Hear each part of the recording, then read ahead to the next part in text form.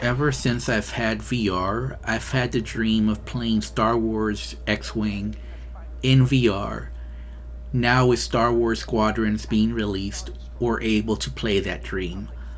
Does it live up to the expectations? Hi, I'm Fast Lawyer. Today we are going to take a look at Star Wars Squadrons, a game released on the Steam Store October 1st, 2020 by developer Motive. It was published by Electronic Arts. It's available for all the major VR headsets. It normally retails for $40 and I actually pre-ordered this. I was very excited. Beware though, you do need an Origin account in order to be able to log in to the Origin servers and also to link it to your Steam account if you have the Steam version of this game. What I found out on launch day is that I couldn't just do it from within the VR game. I had to go non-VR, log in there with Origin, link it to my Steam account, and then I could play it. It didn't matter that I already had Origin running in the background. Another important thing to realize, and it should be obvious by looking at the Steam store, but motion controllers are not supported. You need to play with gamepad, keyboard and mouse, or HOTAS support. Now, my Thrustmaster was able to work just fine without any issues. I've heard some other people complain that theirs didn't work, but for me, my HOTAS worked perfectly fine. Another important thing to realize is that this game is an arcade space flight combat game. It is not a simulation similar to Elite Dangerous. So if you're expecting that realism, you're going to be sorely disappointed with this title. So this is definitely not for everyone.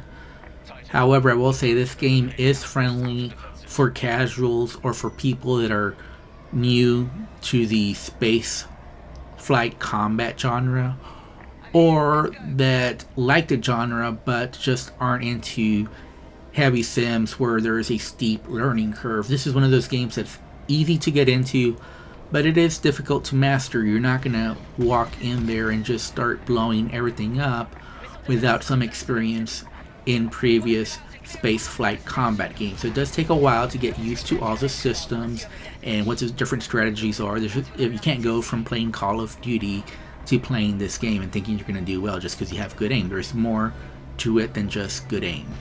And while this game is certainly focused on multiplayer, that is the core of the game, the single player experience just by itself is very satisfying. So if you're like me, that you're not big into multiplayer games and you like your narrative driven single player games, then Star Wars Squadrons has got you covered. It took me about 10 hours to complete the story on normal difficulty, and obviously you can go faster or you can go slower just depending on your skill level and the difficulty that you chose for this game. But I found the single player campaign to be good as far as with the cinematics. I like the story. I like getting to know all the different characters. I did not skip through any of the dialogues. I went through all of them.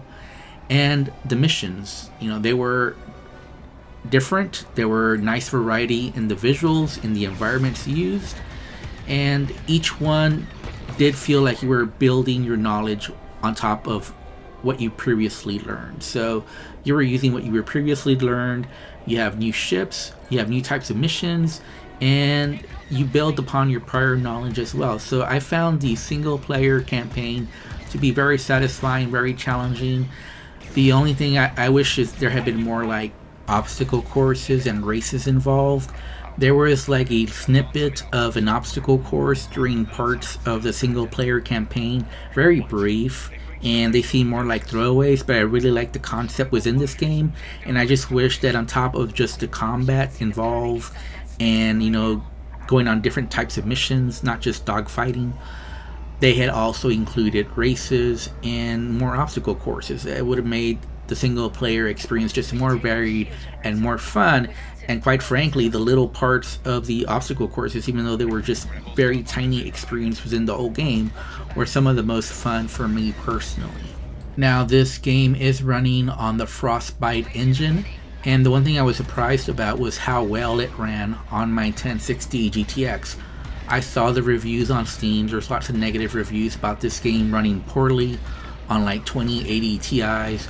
But on my 1060 GTX, it was running perfectly fine. The visuals are really amazing.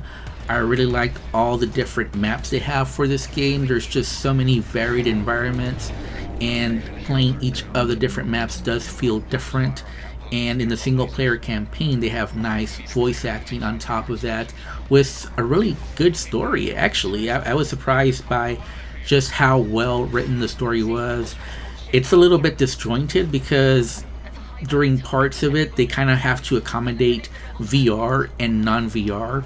So they have this strange system where you're clicking like on a button to start a conversation with someone, and you can look around. There is no locomotion though within the cinematic parts of this game where you're getting your mission briefings and all that. So you kind of just have to look around, then click, and then you'll start a conversation. But the actual animations, the actual voiceovers are actually pretty good, on top of the writing that's excellent for this game. The single player campaign was very interesting. I wanted to see where it was going, and for me it had a satisfying start, middle, and conclusion to the single player campaign. So I was very satisfied just with a single player campaign. For me, that would have been worth just the $40 alone. However, I do understand that most people that buy Star Wars Squadrons will do so for the multiplayer experience. And I will say that I did have fun during multiplayer.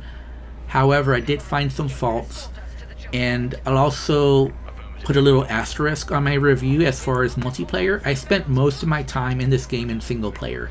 I believe I only spent 4 or 5 hours in multiplayer. Most of my time was in single player. But a couple of things kind of kept it from being a great experience in multiplayer for me.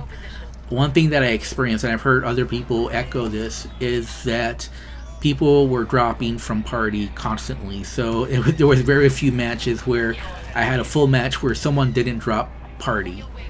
And from what I've read in the forums, it seems there is no consequence to someone leaving the match. And that just has a negative consequence because it really makes the match unbalanced. It obviously frustrates people when you start a match. You're looking forward to a nice, fair game, and then someone drops match right away at the start. Really puts a sour taste in my mouth. EA needs to do something to really discourage that, because right now it seems to be happening just way too much.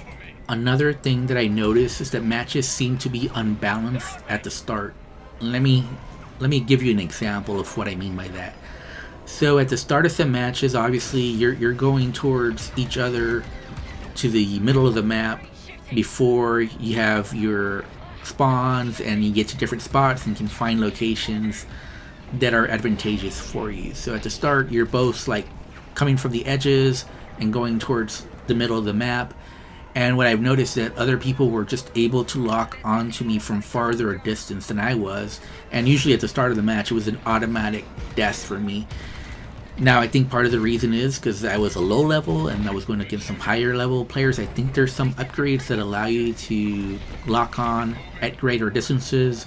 I know one of the first things I invested in was an ability to make it longer for players to lock onto you, because I think that helps a lot to stop people from locking onto you from a great distance. But yeah, it's kind of a strange start at the game. It just seems like the start of the match just isn't the most balanced, and something needs to be done to remedy that.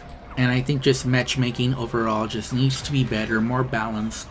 And if they have to rebalance the match during the middle of the game, I think that would be preferable to what's going on right now. But overall, I had fun during multiplayer.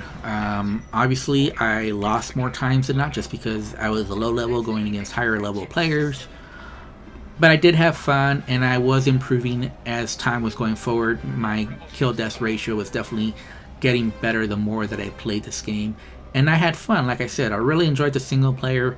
I think the multiplayer just needs some tweaks for it to be really good. So overall, I do think Star Wars Squadrons is excellent. And if I have to rate it, I would give it an 8 out of 10.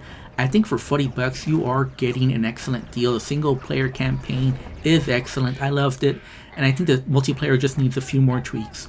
Anyways, I'm Fast Lawyer. If you like my review, don't forget to like, comment, and subscribe.